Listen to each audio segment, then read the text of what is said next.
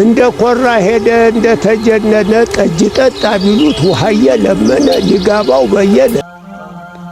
ከደጅ አጋፋሪነት እስከ ሊጋባነት ከደጃዝማችነት እስከ ሀገረ ገዥነት የደረሱ ከምኒልክ እስከ ኢያሱ ከዘውዲቱ እስከ ኃይለ ሥላሴ ሀገራቸውን ያገለገሉ የ20ኛው መቶ ክፍለ ዘመን መባቻ የኢትዮጵያ ባለውለታና ሀገር ወዳድ ናቸው።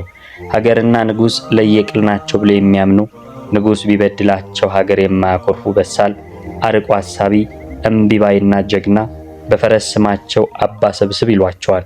እምቢተኝነታቸውን መሰረት ያደረገውና እስከዚህ ትውልድ ድረስ የደረሰው መጠሪያቸው ግን ሊጋባው በየነ ነው። ደጃዝማች በየነ ወንድማገኘው። ሰላም ጤና ይስጥልኝ። በዛሬ የታሪክ ማህደራችን ስላልተዘመረላቸው ሰው ስለ ሊጋባው በየነ ይሆናል። አብራችሁን እንድትቆዩ እጋብዛለሁ።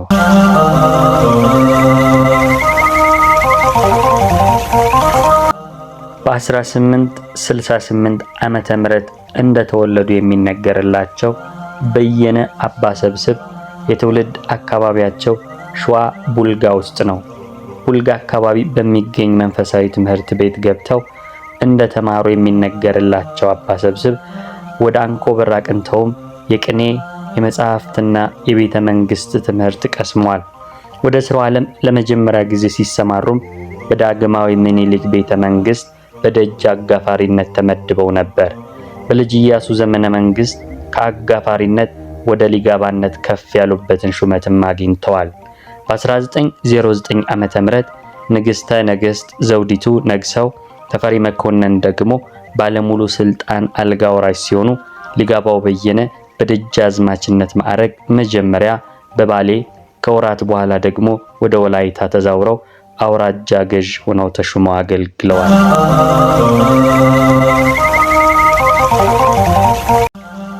ለ5 ዓመታት ያክል ወላይታን እንዳስተዳደሩ በ1915 ዓመተ ምህረት በሀገረ ገዡ በደጃዝማች በየነ ወንድማገኘው ላይ ክስ ተመሰረተ። ክሱን ለመመርመር ግራዝማች ቆሬቾ የሚባሉ የአልጋ ወራሽ ተፈሪ መኮንን ሹም ከአዲስ አበባ ወደ ወላይታ ተላኩ። ጉዳዩ ከተመረመረ በኋላ ክርክሩ አዲስ አበባ ቢደረግ የሚሻል መስሎ ስለታያቸው ለበላይ አካል አስታወቁ። ክሱ አዲስ አበባ ከልዑል አልጋ ወራሽ ተፈሪ መኮንን ችሎት ቀርቦ ከተመረመረ በኋላ ግንቦት 9 1915 ዓ.ም በደጃዝማች በየነ ወንድማገኘው ላይ ስለተፈረደባቸው በመጀመሪያ በፊት አውራሪ ሀብተ ጊዮርጊስ ቤት 9 ወር ታሰሩ። ቀጥሎም ወደ አንኮበር ከተማ ተዛውረው 9 ወር ታሰሩ። ከአንኮበር እስረኝነት አመክሮ ተደርጎላቸው በወራ ጥር እስራቱ በምህረት ተቀየረላቸውና ወደ አዲስ አበባ ሳይገቡ በርስታቸው ላይ እንዲቀመጡ ተወሰነ። አባ ሰብስብ ለድጋሜ ስር የሚዳረጉበት ሌላ ክስተት ተፈጠረ። በርስታቸው ላይ ሳሉ ለጦር ሚኒስተሩ ለፊት አውራሪ ሀብተ ጊዮርጊስ ደናግዴ በሚስጥር ደብዳቤ ይላኩ በአልጋ ወራሹ ላይ ሴራ ለማሴር ሞክረዋል ተባለ። ደብዳቤውን ለልዑል አልጋ ወራሽ ያቀረቡትም ራሳቸው የጦር ሚኒስተሩ ናቸው እየተባለ ይነገራል። ደጃዝማች በየነ ከልዑል አልጋ ወራሽ ችሎት ቀረቡ። ለአባ መላ ሀብተ ጊዮርጊስ የተጻፈው ደብዳቤ የእሳቸው መሆን አለመሆኑን የእምነት ክህደት ቃላቸው እንዲሰጡ ተጠየቁ። እርሳቸውም የራሳቸው ቃል እንደሆነ በድፍረት ከኃይለ ቃል ጋር ተናገሩ። ፈራጆች ተራ በተራ እየተነሱና እየተቹ ያስቀጣል እያሉም ፈረዱባቸው።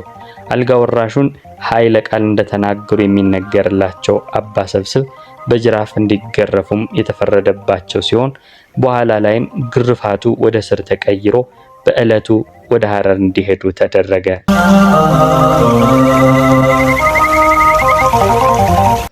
ሊጋባው በየነ በሐረር እስር ላይ እያሉ አልጋ ወራሽ ተፈሪ 1921 ዓ.ም ንጉስ ተፈሪ ተብለው ሲነግሱ የንግስና በዓላቸውን ምክንያት በማድረግ በምህረት ተለቀቁ።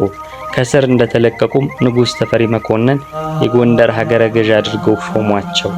ነገር ግን አባ ሰብስብ ሀገሬን እንጂ ያሰረኝንና የገረፈኝን ስርዓት ዳግም አላገለግልም በማለት ሹመቱን ሳይቀበሉት ቀሩ። ሹመቱን አልቀበልም ሲሉም በንጉሱ ላይ ሌላ ኃይለ ቃል ተናግረዋል ተብሎ ወደ ኮንታ በግዞት ተላኩ። አባ ሰብስብ ሹመት እምቢ ብሎ መታሰሩን የሰማው የሀገሬው ሰውም እንዲህ ሲል ተቀኘላቸው። ጠጅ ጠጣ ሲሉት ውሃ እየለመነ እንደ ኮራ ሄደ እንደ ተጀነነ የጎንደር ባላባት ሊጋባው በየነ። እንደ ኮራ ሞተ እንደ ተጀነነ ጠጅ ጠጣ ሲሉት ውሃ እየለመነ። ጠጁ የጎንደር የሀገረ ገዥነት ሹመት ሲሆን ውሃው ደግሞ የኮንታ ቅዝቃዜ መሆኑ ነበር። ይህ ከሆነ ከጥቂት ዓመታት በኋላ አባ ሰብስብ በእስር ላይ እንዳሉ ፋሽስት ጣሊያን ዳግም ሀገሪቱን መውረሩ ተሰማ። ሀገሬን እንጂ ያሰረኝንና የገረፈኝን ስርዓት አላገለግልም ያሉት ደጃዝማች በየነ ወንድማገኝ ፋሽስት ሀገሪቱን መውረሩን ሲሰሙ ለንጉሠ ነገሥት ቀዳማዊ ኃይለ ሥላሴ ደብዳቤ ጻፉ።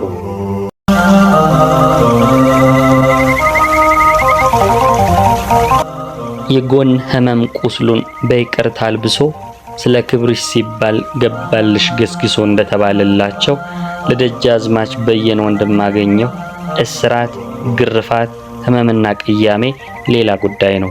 ይህንን ሁሉ ማሰላሰል ማውጣትና ማውረድ የሚቻለው ሀገር ስትኖር ነው።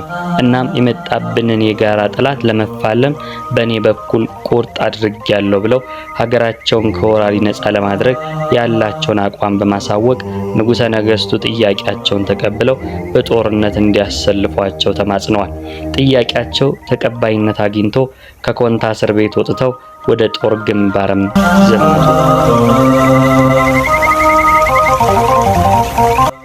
መስከረም 1928 ዓመተ ምህረት የታወጀውን የቀዳማዊ ኃይለ ሥላሴ የክተት አዋጅ ተከትሎ በሰሜን ኢትዮጵያ የመጣውን የፋሽስት ወራሪ ጦር ለመመከት በበጌ ምድርና በሰላሌ ገዥ በልዑል ራስ ካሳ ኃይሉ ዋና ጠቅላይ አዝማችነት ይመራ በነበረው የሰሜን ጦር ውስጥ አባ ሰብስብ ተቀላቀሉ። በተንቤን ግንባር ውጊያ ላይ የነበሩት አባ ሰብስብ የካቲት 1929 ዓመተ ምህረት ተንቤን ላይ በነበረው ጦርነት ሲዋጉና ሲያዋጉለው አመሻሽ ላይ በጀግንነት ተሰዉ።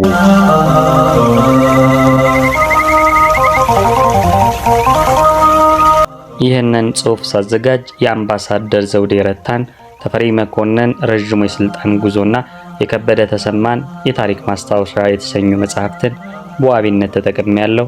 የዛሬውን አበቃው። ቸርን ሰንብት።